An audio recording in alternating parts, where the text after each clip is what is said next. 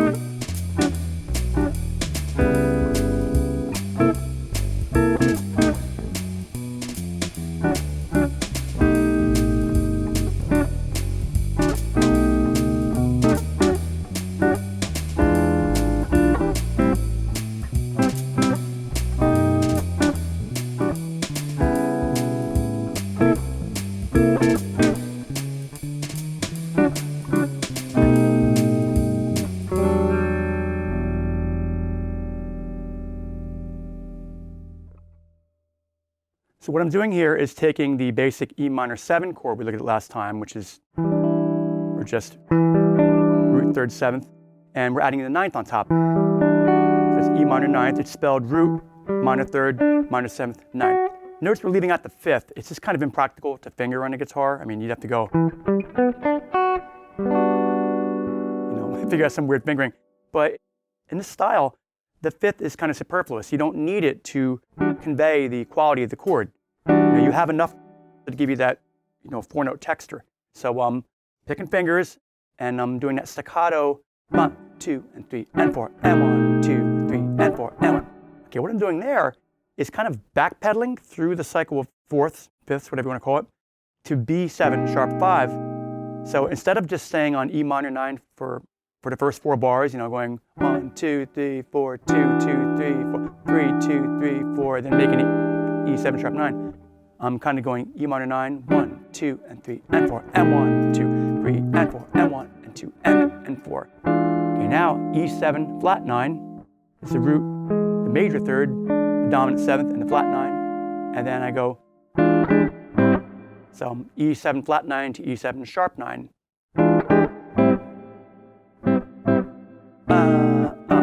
So I went to the 4 chord, A minor 7. That shell voicing, the root, A string is muted, the flat 7, minor 3rd, and now the 5th. And then back to that B7 sharp 5. Again, I'm kind of like creating that push back to the 1 chord to E minor 9. And notice the big gap of space in there. 1, and 2, and 3, and 4, and 1, and 2, and 3, and 4, and 1, and 2, and 3, and 4. And here's a new chord, C sharp minor 7 flat 5. That chord lives within the key of E Dorian, E minor. It's also from the key of D major. It's the 7th chord of D major. But it creates a nice, almost kind of melancholy type of sound. And then that goes to C13, which is an outgrowth of C7. So instead of just going E minor 9 for 2 bars, and then, remember last time we did C7, B7, E minor, we're going E minor 9.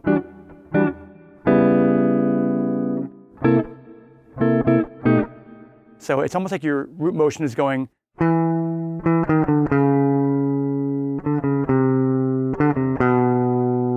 It's interesting. 2, 3, and 4, and 1, 2, 3, and 4, and 1, 2, 3, 4. A whole bar of nothing, right?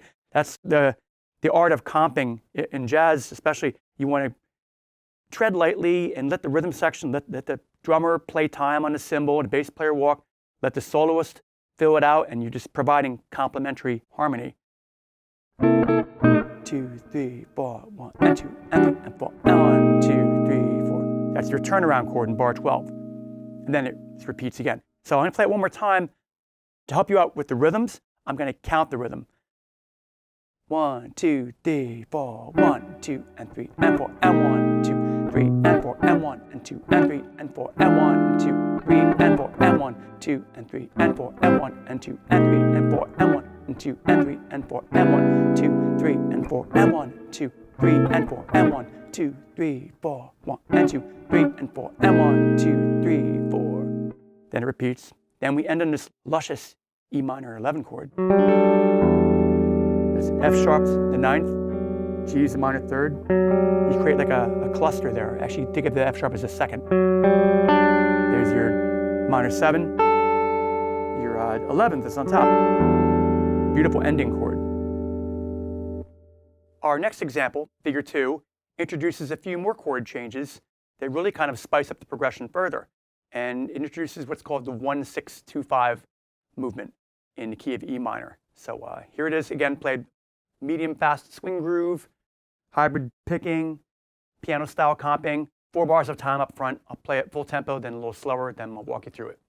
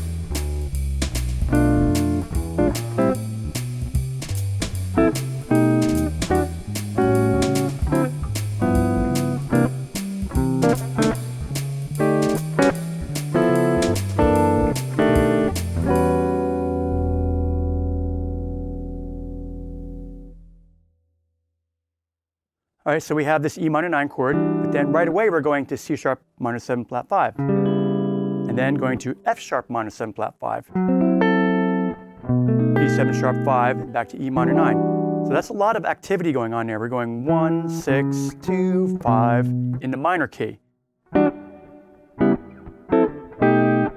In that very sparse punctuated rhythm, because that kind of counterbalances all the thickness of the chords, you know, counterbalance that with a light rhythm, right? 1, 2, and 3, and 4, 1, and 2, and 3, and 4, and 1, 2, 3, 4. Okay, now what we're going to be doing in bar 4 is what's called a 2-5 to the 4 chord. The 4 chord is A minor 7 in this key. So we're going to go B minor 7 flat 5, E7 flat 9, A minor 7.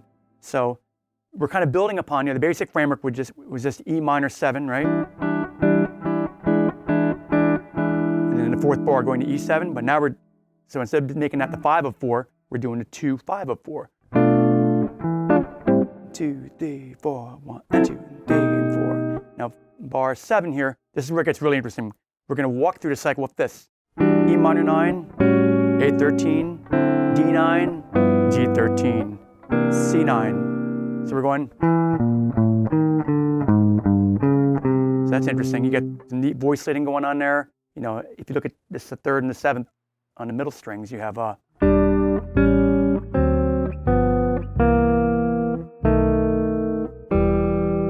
so from bar 6, 1 and 2, 3, 4, 1, 2, and 3, 4, 1, 2, and 3, 4, 1, 2, 3, and 4, and 1. Okay, B7 sharp 9. Then in bar 10, I go up to a variation, a higher voicing of that, basically that same chord. That's really tense. That's B7 sharp 5 sharp 9. It's a rootless voicing. I'm counting on a bass player to play that. And then E minor 6 9, which is, I'm substituting that for E minor 9 because both chords live in the E Dorian mode. You have C sharp and D. So it can either be E minor 9 or it can be E minor 6 9. And you could, in either case, you could add the 5th on top. E minor 9, E minor 6 9. So in bar 10, we're going. Now this is cool. Instead of just going to C sharp minor 7 flat 5 again, I'm taking some poetic license here with the voicings and C sharp 7, sharp 9, sharp 5, and then instead of just playing the tamer version, you know, F sharp minor 7 flat 5, which I did earlier on, making that an ultra dominant F sharp 7, sharp 5, sharp 9. Again, a rootless voicing, counting on a bass to hit that low F sharp note. And then B7 sharp 9, sharp 5. So we basically, in the last 2 bars, it's like the first 2 bars. First 2 bars, he went, 1, 6, 2, 5, 1. But in the end here, we're going 1, 6, 2, 5, with these really poignant voicings that kind of push the limits of harmony, but they make sense in an outside kind of way. And then we just end on E minor 6 9, muting the A string with the tip of my index finger so I can strum across all 6 strings and not get an unwanted open A note there. And that's a very kind of spooky sounding ending chord. So there you have it. That's the minor jazz blues progression with added chord changes. In the next segment, I'll show you some cool solos to play over these chord changes.